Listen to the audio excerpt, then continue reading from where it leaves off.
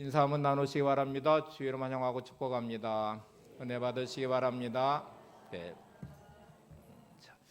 우리가 수련회를 정해놓고 기도하고 이제 준비하고 있습니다. 이제 9월 27, 28일인데 이번 주 금요일과 토요일입니다. 지난주 말씀이 주제를 가지고 일어나 빛을 발하는 말씀을 드렸고, 오늘 십자가의 원소와 십자가 연인이란 제목인데, 지난주 이번 주 말씀은 우리로 육신으로 말하면 이제 이 정밀 검사를 하는 시간입니다.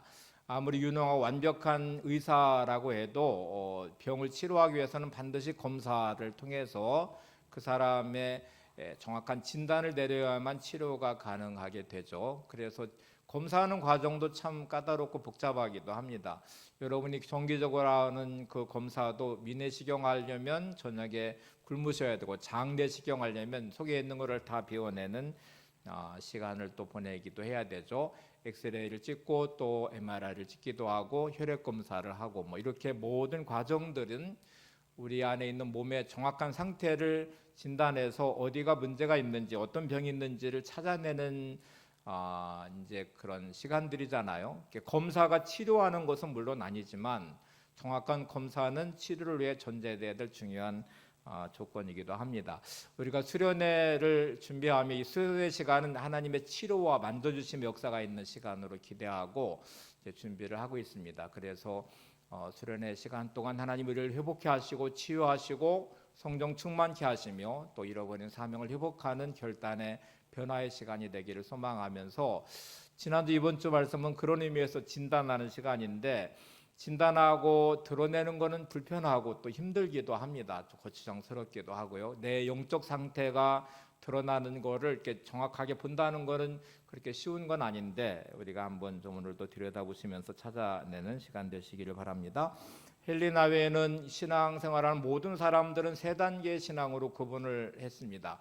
편의 단계와 위기 단계, 확신 단계라는 세 단계가 있는데, 이 셋 중에 반드시 어느 부분에 속해 있습니다. 저와 여러분이 편의 단계 신앙생활의 모습을 하든지 위기 단계를 지금 거쳐가고 있는 것이기도 하고, 때로는 확신 단계로 성숙해지기도 할 수 있을 텐데, 이 세 단계 신앙생활로 우리가를 한번 좀 검사하고 진단을 해보도록 하죠.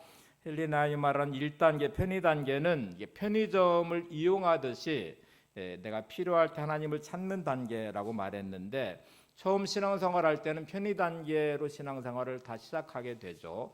여러분이 필요한 물건이 있을 때는 편의점을 찾고 슈퍼를 찾아서 물건을 구입하죠.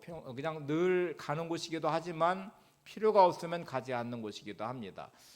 되게 많은 분들의 신앙생활은 자기에게 초점을 맞춘 삶을 살다가 하나님이 필요하면 하나님을 찾는 단계, 편의 단계 신앙생활을 하는 분들이 꽤 많이 있습니다. 그래서 나한테 유익한가, 나한테 도움이 되는가 하는 것이 늘 초점이죠. 그래서 예배를 드리는 것도, 헌금 생활하는 것도, 사역을 하는 것도, 뭔가를 할 때에는 나한테 도움이 되고 나한테 필요하고 되게 중요하다고 생각하면 하나님을 찾죠. 열심을 내기도 하고, 기도를 열심히 하기도 하고, 봉사와 사역을 열심히 하기도 하고, 헌금 생활을 열심히 하기도 하지만 그 목적에는 항상 내가 들어 있습니다. 나한테 필요하기 때문에. 구원받아서 영원한 생명을 얻고 천국에 가는 것도 나한테 도움이 되지, 나한테 유익하지, 내가 예수 믿어서 죄 용서받고 하나님 나라 간다고 하니까 예수 믿는 건 나한테 좋은 거야, 도움이 돼. 그래서 신앙생활을 하게 되죠.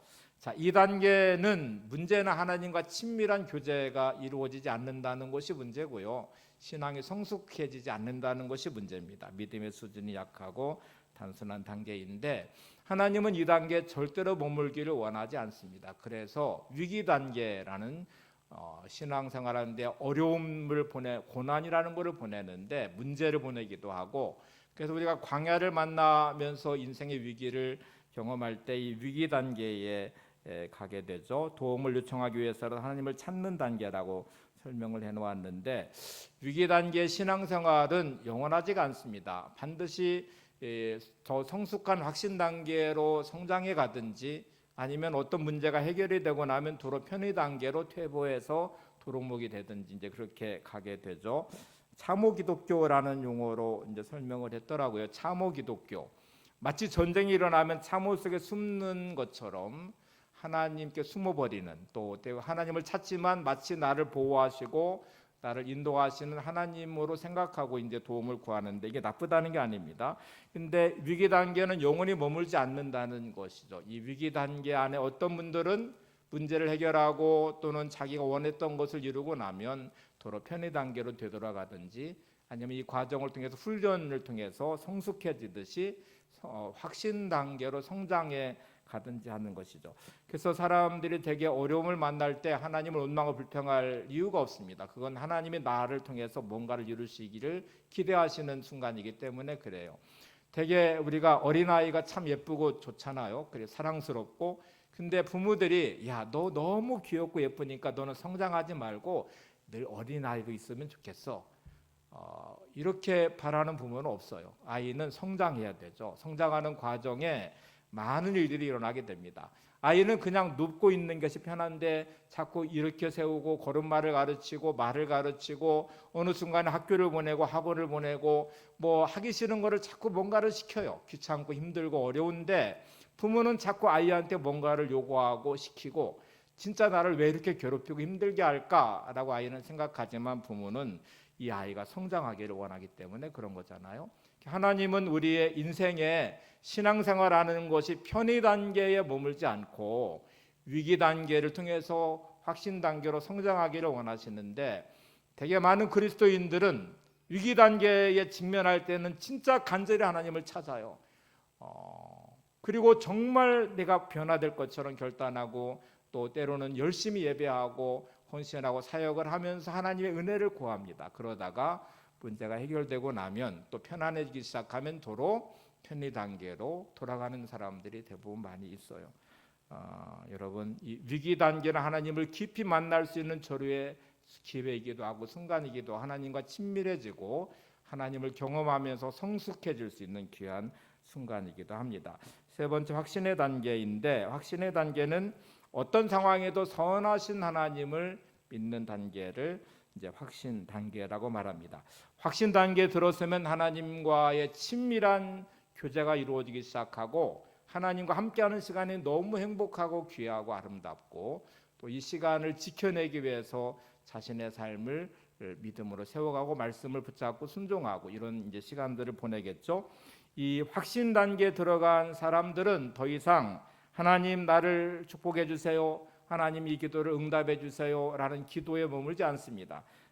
주님 나를 받아 주옵소서, 주님 나에게 하나님의 은혜가 임하고 하나님의 성품을 빚어 주옵소서, 주신 귀한 삶이 하나님의 뜻을 이루어가는 삶으로 내 삶이 세워지기를 원합니다. 이렇게 기도가 바뀌게 되고 또 관심도 바뀌게 되고 삶의 모습과 신앙생활의 모습도 달라지게 됩니다. 그 다음부터 이들은 더 이상 세상의 것에 연연하지 않고 세상의 것에 내 마음을 두지 않고 하늘의 소망 가운데 믿음으로 주신 사명 감당하기 위해서 나는 내게 주어진 물질과 나의 성공과 나의 삶을 쓸 것이고, 또 이 마음이 흘러가는 그곳에 주의 복음이 증거되는 전도 역사도 일어나게 될 것입니다. 헬리나 외에는 확신 단계의 신앙생활하는 사람들의 모습을 이렇게 말합니다. 우리가 예수의 이름으로 섬기고자 한다면 그분의 이름 안에 살아야 합니다. 그리고 그분의 이름으로 말하고 행동해야 합니다. 그리스도인은 가슴으로 알고 가슴으로 말하는 사람입니다. 우리 같이 읽겠습니다. 시작. 우리가 예수 그리스도의 이름으로 섬기고자 한다면 그분의 이름 안에 살아야 합니다. 그리고 그분의 이름으로 말하고 행동해야 합니다. 그리스도인은 가슴으로 알고 가슴으로 말하는 사람입니다.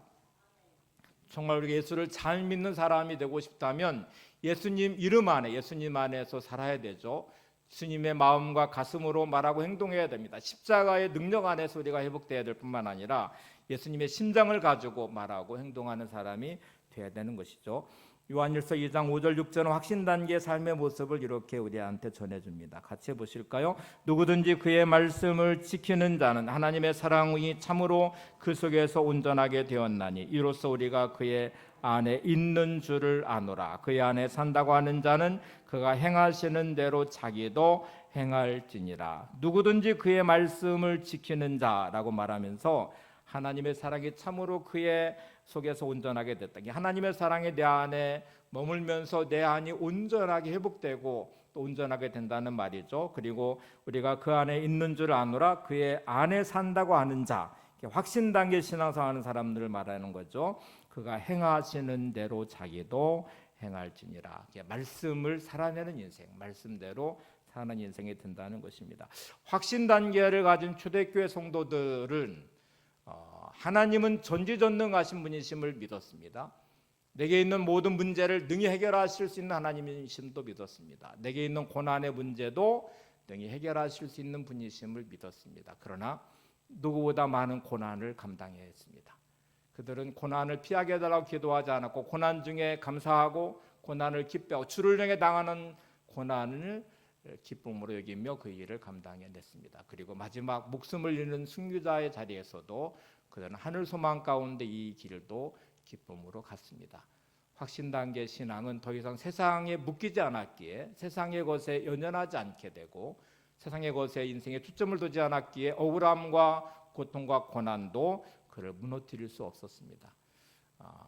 역으로 편의 단계 신앙생활하는 초대교인들도 꽤 많이 있었던 것 같아요. 사도 바울의 바울 서신에 보면 믿음이 성장하지 않는 초보의 믿음을 향하여 몸은 어린이 됐지만 영적으로 어린아이와 같은 모습, 밥을 먹어야 될 때 젖을 여전히 먹고 있는 것에 대한 탄식감도 있고, 오늘 본문에서는 이 편의 단계 신앙생활하는 이들의 모습을 그리스도의 십자가의 원수라고 표현하고 있습니다. 그거를 눈물을 흘리며 이 편지를 쓰고 있다고 말씀합니다. 빌립보서 3장 18절 19절을 보겠습니다.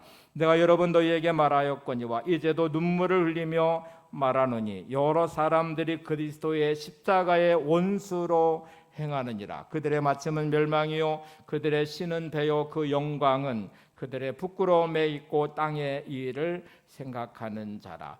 여전히 자기중심적인 신앙생활, 하나님을 늘 이용하듯이 편의점 이용하듯이 필요에 따라서만 하나님을 찾고 열심을 내다가 내가 필요가 충족되면 내 뜻대로 안 되면 또 내가 원하는 것을 이루면 여전히 편의 단계에 머물고 있는 이 성도들을 향하여 그렇게 살면 안 된다. 부모가 아이를 성장시키기를 원하는 것처럼 성숙해지고 성장하기를 원하는데 그렇게 안 되는 이 성도들을 보면서 사도 바울은 여러 번 권면하고 말을 했지만 변하지 않는 그들을 향하여 지금은 눈물로 이 편지를 쓰고 있다고 말을 해요.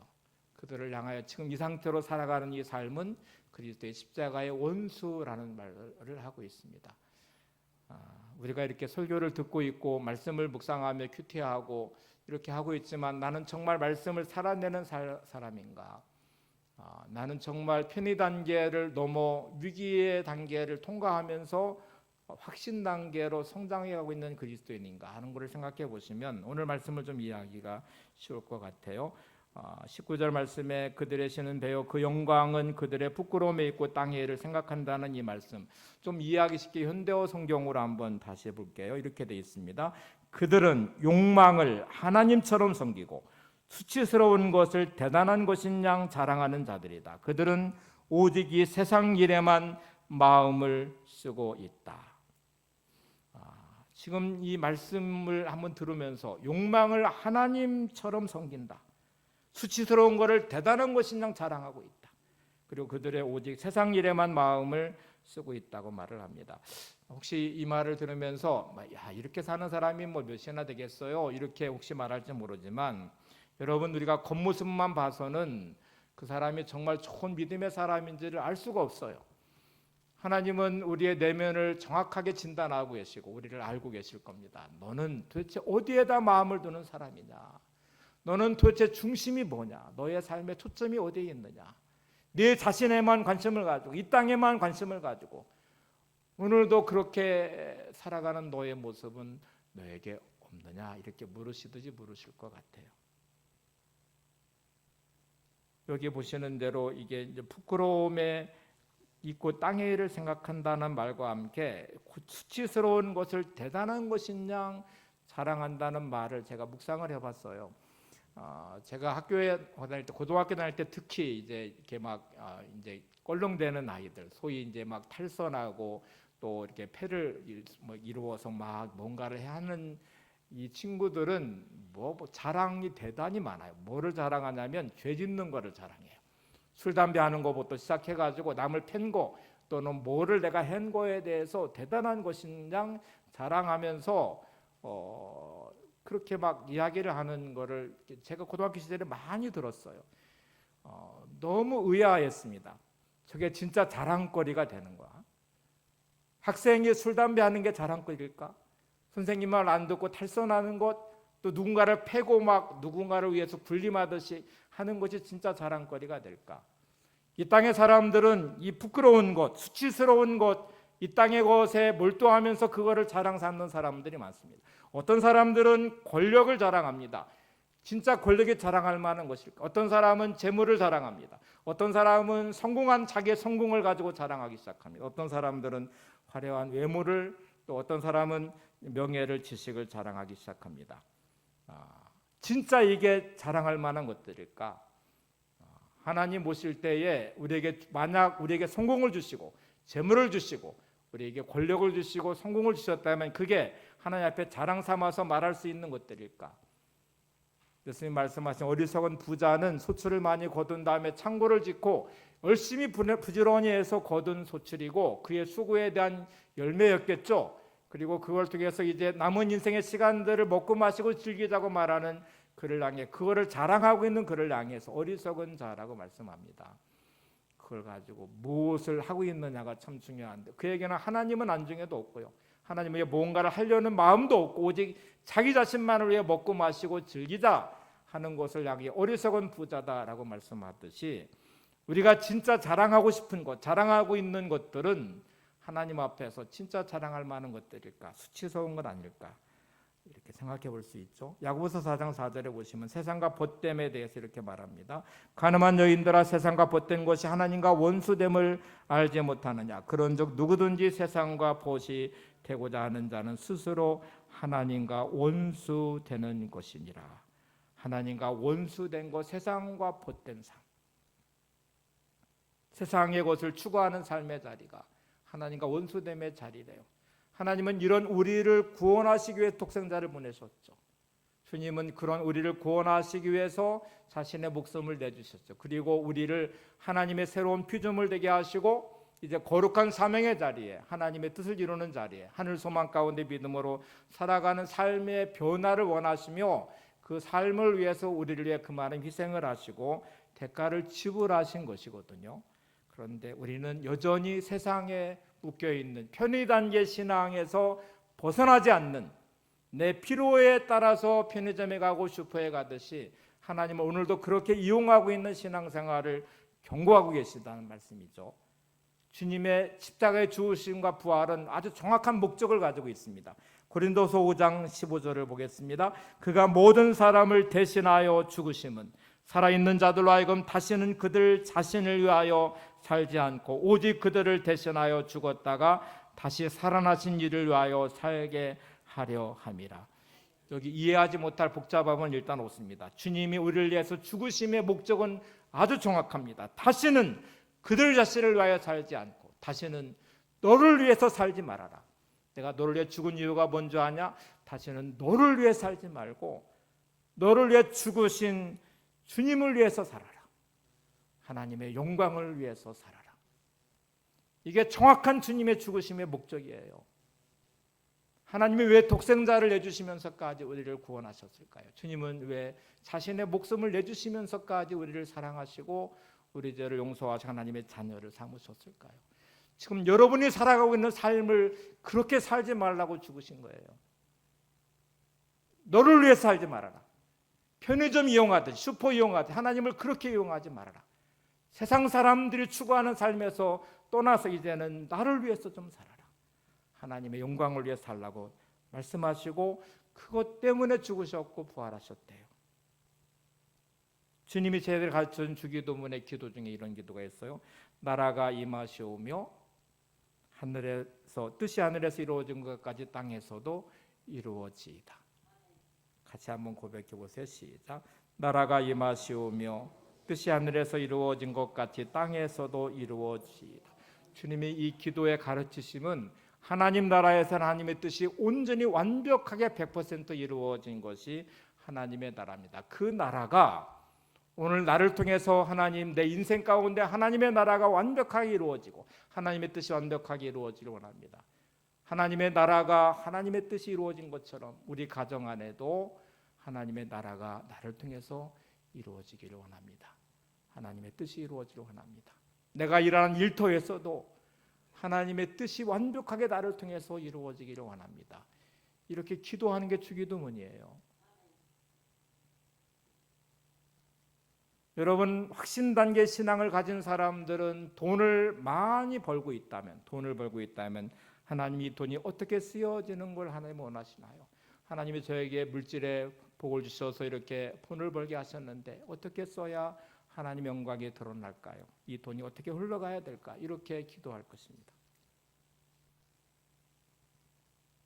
만약 성공했다면 그 성공을 가지고는 이렇게 기도할 것입니다. 하나님, 내가 이렇게 성공한 이유가 뭘까? 하나님은 나 이 성공을 통해서 무엇을 기대하시나요? 제가 이 성공으로 무엇을 하기를 원하시나? 이렇게 기도할 거예요. 자녀를 양육할 때에도 하나님 자녀를 허락하셨는데 이 자녀를 통해 하나님의 뜻이 이루어지길 원합니다. 이 자녀를 어떻게 양육하는 것이 하나님의 영광 받으시고 하나님의 거룩한 뜻이 이루어질까? 이렇게 기도할 것입니다. 이 땅의 것들로 자랑하고 있는 수많은 자랑거리들이 나의 자랑이 되지 않고 오직 주님의 십자가를 자랑하는 것이 사도 바울의 삶의 모습이었어요. 세상의 것들을 내가 배설물처럼 여긴다. 그는 자랑할 만한 것들이 많은 사람이었습니다. 로마의 시민권자이며 바리새파이며 가브리엘 문화의 문화생으로서 그는 아주 장래가 촉망되는 사람이었습니다. 그런데 그는 예수님을 만나고 나서 배설물처럼 여겼다는 말은 더 이상 이런 것들의 가치를 따라 살지 않고 나는 오직 예수님을 붙잡고 주님의 십자가를 자랑하는 삶을 제가 살겠습니다 고백을 합니다. 갈라디아서 6장 14절을 보세요. 그러나 내게는 우리 주 예수 그리스도의 십자가 외에 결코 자랑할 것이 없으니 그리스도로 말미암아 세상이 나를 대하여 십자가에 못 박히고 내가 세상 또한 세상에 대하여 그리하노라. 여러분, 자랑할 나의 삶의 거리가 많아서 많은 사람들이 이 부끄러운 것, 수치스러운 것, 세상의 것들을 자랑거리 삼고 자랑하는 사람들 속에 우리가 살아가요. 또 그런 삶을 부러워하기도 하고 추구하기도 합니다. 그래서 편리단계 신앙을 벗어나지를 못해요. 근데 여러분, 바울이 주님을 깊이 만난 후에 그는 변화됐죠. 그리고 확신단계 신앙을 가지고 십자가를 자랑한다고 말하고 있습니다. 하나님이 내게 주신 것들을 자랑하는 것, 그것은 주님이 십자가일 것입니다. 오늘 이 안에 이 믿음이 회복되기를 간절히 소망합니다. 이제 여러분 이렇게 질문하실 수 있어요. 그러면 목사님, 땅의 일은 소중하지 않아요? 내가 살아가는 삶에서 열심히 일해야 되고 내가 있는 자리에서 탁월함이 있어야 되고 성공해야 되고 돈도 벌어야 되고 뭐 그렇게 해야 되잖아요. 대부분의 시간은 그렇게 쓰고 있잖아요. 그런데 우리가 어떻게 땅의 일을 생각하지 않으며 살 수 있어요? 라고 질문하시는데 맞습니다. 여러분은 열심을 다해 최선을 다해 여러분의 삶을 살아내셔야 됩니다. 여러분의 일터에서 성공하셔야 되고 돈도 벌으셔야 되고 또 여러분의 일들을 완벽하게 이루는 성과도 거두셔야 되겠죠. 근데 이게 잘못됐다는 말이 아니고요. 정확하게 말하면 생각의 기울기라고 저는 생각해요. 그러니까 우리의 생각의 기울기가 항상 하나님을 향하고 있어야 된다는 말인데, 생각의 기울기란 말은 생각의 경향, 생각의 습관 또는 다른 말로 말하면 생각의 중심이 어디 있느냐를 말하는 것인데, 이거를 이해하시려면 나침반을 생각해 보시면 됩니다. 나침반은 정확하게 북극성을 가리키도록 만들어진 게 나침반이에요. 방향을 가리켜요. 그걸 아무리 흔들어도 그거는 계속 중심을 잡으려고 그래요. 어디를 향하려고 하냐면 북극성을 향하려고 합니다. 그리고 가만히 놔두면 그 중심을 잡고 북극성의 방향을 가리키고 있습니다. 고장나지 않는 나침반은 아무리 흔들어 놓아도 그 방향은 정확하게 북극성을 향하도록 설계되어 있는 거잖아요. 우리가 삶에 분주하게 열심히 최선을 다해서 우리의 삶을 살아가지만 우리가 흔들리는 인생 가운데도 나의 마음의 중심은 늘 하나님을 향하고 하나님의 영광을 바라보고 하나님 나라의 소망을 두면서 오늘도 믿음으로 살아가는 이 생각의 기울기가 늘 우리한테 있어야 된다는 말이에요. 생각은 놀랍게도 사물을 의식하는 방식입니다. 근데 이 생각은 사물을 의식하는 방식으로 끝나지 않고 감정을 끌어들여요. 감정을 끌어들이는 생각은 놀랍게도 행동과 결정을 하게 만들고 말하게도 만들어요. 모든 것을 제공하는 동기의 시작은 생각으로부터 시작이 되는데, 무슨 생각에 사로잡혀 있는 사람인가가 결국 그 사람을 결정하게 됩니다. 그래서 생각의 중심에 도대체 나는 무엇이 있는가? 온통 세상 일만 생각하는 생각에 마음에 내 중심에 있으면 생각이 기울기도 당연히 세상을 향하고 있겠죠. 잠시 내가 하나님을 찾는 열심을 내고 예배를 드리고 기도를 한다고 해도 나침반처럼 여전히 생각의 중심이 세상을 향하고 있겠죠. 북극성을 향하는 나침반처럼. 이거를 바꾸고 시작하셔야 돼요. 내 생각의 중심은 항상 하나님을 향하고 있고, 분주하게 일을 하고 내가 열심히 뭔가를 하고 있지만 가만히 있을 때마다 내가 생각의 기울기가 주님께를 향해서 주님을 생각하고 그 은혜를 생각하며 감사하고, 오늘도 고난과 어려움 중에 있지만 하나님을 향한 내 마음의 기울기가 주님을 향하면서 그 안에 소망을 갖게 되고 내 믿음을 지키고 말씀으로 나를 세우는 시간을 가져요. 제가 다른 비유로 한번 말해볼게요. 사랑하는 사람이 생겼어요. 연인이 됐어요. 그렇다고 이 사람을 24시간 만날 수는 없잖아요. 사랑하는 사람이 생겼는데 나는 이제 일도 하지 않고 저 사람만 만날 거야. 그러면 굶어 죽습니다. 내가 하고 있는 일을 열심히 해야 되죠. 최선을 다해야 되죠. 그런데 마음의 기울기는 항상 그 사람을 향하고 있어요. 열심히 일을 하다가도 가만히 있으면 그 사람이 생각나고, 그러면 또 미소를 짓게 되고, 또 만날 시간을 또 기대하면 오늘도 최선을 다해서 열심히 살면서 하루의 시간을 보내겠죠. 우리의 마음에 진정한 십자가 연인된 나는 주님을 생각하는 마음의 기울기가 있어서 오늘의 시간을 열심히 살지만 주님을 생각할 때 미소 지어지고 그 은혜에 너무 감사해서 오늘도 그 은혜를 누리면서 행복하고, 어려움이 있지만 하늘 소망 가운데 믿음으로 오늘 살아가는 삶을 살게 될 거예요.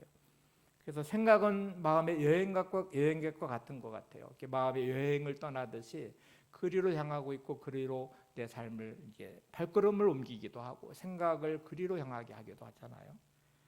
헨리 스쿠칼의 말 중에 이런 말이 있어요. 한 영혼의 가치와 탁월성은, 그러니까 한 영혼이 얼마나 가치 있고 탁월하냐를 말해보려면 그 영혼이 무엇을 사랑하는지 그 대상을 알아보면 된다. 같이 읽겠습니다. 시작. 한 영혼의 가치와 탁월성은, 그러니까 한 영혼이 얼마나 가치가 있고 탁월하냐를 알아보려면 그 영혼이 무엇을 사랑하는지 그 대상을 알아보면 된다. 여러분이 마음의 중심에 무엇을 사랑하고 있는지를 알아보시면 그 영혼의 가치를 알 수 있습니다. 어떤 사람은 돈에 대한 강력한 애착으로 돈을 생각하는 마음이 너무 강렬해요. 그래서 늘 돈 중심이에요. 어떤 사람은 명예, 어떤 사람은 성공, 권력, 뭔가 지향점이 있어서 그 사람의 중심을 그렇게 잡아가고 있어요. 그것이 그 영혼의 가치라고 말을 해요. 로마서 8장에 하나님 온수된 것들에 대한 말을 쭉 열거하고 있는데, 성령님이 하시는 역할은 그 안에서 말할 수 없는 탄식으로 우리를 위해서 간구하시면서 우리를 이 생각의 기울기와 방향을 하나님께로 향하도록 하고요, 우리의 정체성이 뭔지를 늘 깨닫게 하시는데, 아주 기억해야 될 중요한 건 우리가 구원받은 하나님의 자녀라는 것과 함께 우리의 시민권은 하늘에 있다는 것입니다. 오늘 본문을 한번 볼까요? 빌립보 3장 20절입니다. 그러나 우리의 시민권 하늘에 있는지라 거기로부터 구원하는 자 곧 주 예수 그리스도를 기다리노니. 하나님의 백성이라는 것, 하나님 나라의 시민권자라는 정체성이 내 안에 있어서 그 정체성을 가지고 오늘을 사는 거예요. 이 땅을 살아가지만 이 땅에 속하지 않은 사람으로, 이 땅에 묶이지 않는 사람으로, 오늘을 사는 나의 삶이 세상이 전부이지 않음을 내가 알기에 고난과 고통 중에도 하나님을 향한 마음의 기울기가 오늘도 이 믿음으로 살아내는 능력이 되는 거죠. 어제 토요 성경 공부를 하면서 고린도전서를 다뤘는데, 고린도 교회를 향하여 고린도에 있는 교회의 하나님의 백성, 이렇게 이제 사도 바울은 편지를 쓰거든요. 고린도라는 지역을 벗어날 수가 없죠. 그 안에 있는 지역의 교회이지만 그러나 하나님의 백성이에요. 저와 여러분은 이 땅을 살아가고 있지만, 나는 여기에 속해 있지만 이 교회는 하나님의 거룩한 교회죠. 우리는 하나님께 속한 하나님의 백성입니다. 세상으로부터 부름받아 하나님의 백성된, 하나님의 자녀된 성도이지고요, 또 다른 의미로 이제 보냄받은 자로서의 이 땅을 사는 사람들이에요. 우리는 이 세상에 속해 있지만 속하지 않은 사람들일 뿐만 아니라 사명 가지고 보냄받은 사명자로 사는 것입니다. 여러분의 인생이, 여러분의 가정의 일터가 내가 밥 벌어먹기 살기 위한, 돈 벌기 위한 그런 것에 세상 사람들의 가치라면, 거기로부터 내가 부름받아서 구원받은 자녀가 됐다면 다시 우리는 그곳으로 보내진 자로서의 삶을 오늘을 살아야 되는 삶이 우리의 몫이라는 것이죠. 여러분, 그래서 오늘 하나님 나라의 시민권자라는 사실을 기억하시기 바랍니다. 옆에 보시면서 이렇게 고백해 보세요. 당신은 하나님 나라의 시민권자입니다. 네. 미국의 시민권자가 되려고 이민 가서 이제 사시는데 이 시민권 얻기가 정말 힘들다고 그래요. 그래서 영주권으로 되게 만족하는 분들도 막 영주권자가 되는 것도 어렵다고 말하는데 처남이 미국 교회 이제 청빙을 받을 때에 거기는 영주권을 만들어서 보내시더라고요. 근데 미국의 많은 교회들은 영주권을 가지고 장난치는 교회들이 많대요. 목사님을 영주권을 교회에서 신청해 줘야 되는데 영주권을 가지고 신청을 안 하면서 목사님 하는 거 봐서 신청해 줄게요. 그런다고 하더라고요. 진짜 나쁜 사람들이죠. 근데 이제 처남은 다행히 이제 영주권을 가지고 이렇게 청빙을 하더라고요. 영주권을 가지고 산다고 시민권자가 되는 게 아닙니다. 로마의 미국의 시민권자가 되어야 되는데요. 우리 백상렬 목사님이 이제 아들이 미국에 있어요. 그래서 원래 미국서 공부하시고 들어오실 때 이 아들은 미국서 태어나고 성장해서 이제 뭐 이렇게 시민권자인데 이제 청빙을 한다고 초빙한다고 이제 얘기를 하시더라고요. 이 당시에 로마 시대 시민권자가 많지 않았습니다. 시민권자가 되는 방법이 세 가지 정도가 있는데 하나는 부모가 로마의 시민권자면 자식이 로마의 시민권자예요. 두 번째는 어마어마한 돈을 가지고 시민권을 사버리는 것입니다. 사도 바울이 로마의 시민권자라고 말한 자기는 태어날 때부터 시민권자였대요. 이 말은 아버지가 어마어마한 부자라는 말이고요. 아버지가 로마의 시민권을 돈을 주고 샀다는 말. 유대인인데 로마의 시민권을 사버렸어요. 그래서 예루살렘에 유학도 보내고 막 가말리엘 문화의 최고의 학부에 이렇게 공부하도록 했다는 것을 의미하기도 하잖아요. 로마의 시민권자가 되려면 이제 돈을 어마어마하게 주면 사는 방법이고, 세 번째 방법은 로마의 군인이 돼서 21년을 복무하면 됩니다. 21년 동안 군복무를 하면 시민권자의 자격을 얻을 수 있대요. 근데 저와 여러분 하늘의 시민권자가 되려고 어떻게 노력하셨나요? 여러분 어마어마한 돈을 주고 사셨어요? 군복무를 하듯이 막 21년 복무하듯이. 로마의 시민권도 그렇게 어렵대요. 근데 하나님 나라의 시민권자가 되려고 우리가 하는 건 아무것도 없어요. 하나님이 하셨어요. 독생자를 보내시고 주님은 자신의 목숨을 내주셔서 저와 여러분을 구원하시고 하나님 나라의 시민권자가 되게 하셨습니다. 이거를 우습게 알면 안 돼요. 헌신짝 부려도 하시면 안 돼요. 세상에 묶여서 세상 일에 빠져서 하늘의 시민권자의 의식을 버리고 그렇게 살면 안 돼요. 우리는 부름받은 자이고 구원받은 자이고 이제 보냄받은 자로서 하늘의 시민권자로 오늘을 살아가는 사람들입니다. 자, 그러면 이제 우리는 이런 소망이 하나 있으셔야 됩니다. 빌립보 3장 21절을 보세요. 오늘 본문의 마지막 절입니다. 그는 만물을 자기에게 복종하게 하실 수 있는 자의 역사로 우리의 낮은 몸을 자기 영광의 몸의 형체와 같이 변하게 하시리라. 다시 말하면 주님은 십자가를 통해서 하나님은 이 모든 만물을 자기 발 아래 굴복시키고 복종하게 하실 수 있는 그 능력이 있는 그분이 우리의 낮은 몸을 병들고 연약해지고 나이 들면 정말 우리가 죽음을 맞을 수밖에 없는 이 죽음의 몸을 가지고 있는데 이 모든 것들을 영광의 몸으로 변화시킬 그 주님이 오늘도 우리를 통해 역사하시고 우리를 인도하시고 우리와 동행하고 계십니다. 그 하나님, 그 주님이 오늘도 나의 주님이시고 나의 하나님이시고 십자가를 지신 목적은 야, 너 이 낮은 몸, 썩어버릴 몸, 병든 몸, 연약한 몸을 위해서 이 땅을 묶여 살지 말고 이제는 너를 위해 살지 말고 나를 위해 살아라 하고 말씀하시는 이 말씀 앞에 우리가 서 있다는 거예요. 여러분 이 땅의 삶을 추구하는 세상의 많은 사람들 우리가 봅니다. 얼굴이 잘났으면 얼짱이라고 말을 한대요. 얼짱이 되려고 진짜 많은 노력들을 하고 계시고 성형수술도 하는 분들도 많으시고 몸짱을 만들기 위해서 또 얼마나 많은 노력을 하고 있어요. 근데 여러분 얼짱과 몸짱은 흘러가는 세월 속에서 감당할 수 없죠. 그게 영원하지 않다는 걸 우리가 너무 잘 알아요. 연예인들이 변하는 얼굴들을 이렇게 이제 인터넷 사진들이 많이 있던데 진짜 너무너무 예쁘고 아름다웠던 모습이 나이 들어가면서 변하는 모습, 취해지는 모습, 그렇게 막 남자들 몸짱의 그 잘생김이 나이 들어가면서 무너지는 모습들을 많이 보죠. 여자들 68%가 외모가 인생의 성공과 실패를 좌우한다고 믿는데요. 여자들의 68%는 인생의 성공과 실패는 외모가 좌우한다. 그래서 외모를 가꾸려고 무던히 애를 쓰고 있대요. 미혼 남자의 57%는 경쟁력 있는 것은 외모다라고 생각하고 거기에다 돈을 많이 쓴다고 그래요. 그래서 근육을 만드는 것 또는 뭐 외모를 만드는 것 돈을 많이 쓰고 있다고 그래요. 여러분 이런 것에 소망을 둔 인생 물론 중요하죠. 이 땅을 살아가는데 중요할 수 있어요. 근데 그게 영원한 가치를 갖는 건 아니잖아요. 여러분은 영의 근육을 만들기 위해서 얼마나 무던히 노력하십니까? 영적으로 아름다운 정말 아름다운 하나님의 사람이 되기 위해서 여러분 얼마나 노력하고 계신가요? 주님 재림하시는 그날 영광스럽게 변화될 우리들의 몸을 기대하며 오늘을 살아가는 데 삶의 모습은 없으신가요? 오늘 이 시간 이제 우리를 점검하는 이제 시간이잖아요. 한번 확인을 해보셔야 돼요. 나는 진짜 어떤 사람인지. 지금 말씀드린 편의단계 신앙생활, 위기단계 신앙생활, 확신단계 신앙생활이 있다고 하면 나는 지금 위기단계를 가고 있는 것 같아. 근데 영원히 머무는 곳이 아니잖아요. 내가 이 시간을 보내면서 나는 도루묵이 되듯이 편의단계로 다시 가지 않도록 하나님 저를 만져주세요. 저를 다듬어주세요. 저를 빚어주세요. 그래서 확신단계의 신앙으로 성숙해지는 사람이 되게 도와주세요.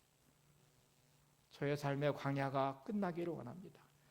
훈련이 끝나기를 원합니다. 하나님이 빚어주는 그 모습 그대로 성장을 원합니다. 이렇게 여러분이 끝없이 확인하셔야 수련회 동안 하나님의 여러분을 만져주실 것입니다. 정확하게 진단하셨다면 하나님은 치료하실 것이고 회복시키실 것이고 하나님 역사하는 우리는 사명자로 거듭나는 시간이 될 거라고 믿습니다. 마지막 구절을 한번 볼게요. 고린도후서 13장 5절을 보세요. 이렇게 말합니다. 너희는 믿음 안에 있는가? 너희 자신을 시험하고 너희 자신을 확증하라. 예수 그리스도께서 너희 안에 계신 줄을 너희가 스스로 알지 못하느냐? 그렇지 않으면 너희는 버림받은 자니라. 자신을 시험하라고 말하며 확증하라고도 말합니다. 다시 본문을 다시 한번 읽을 텐데요. 여러분 오늘 이 시간에 이걸 하셔야 돼요. 영적 작업을 일단 하셔야 돼요.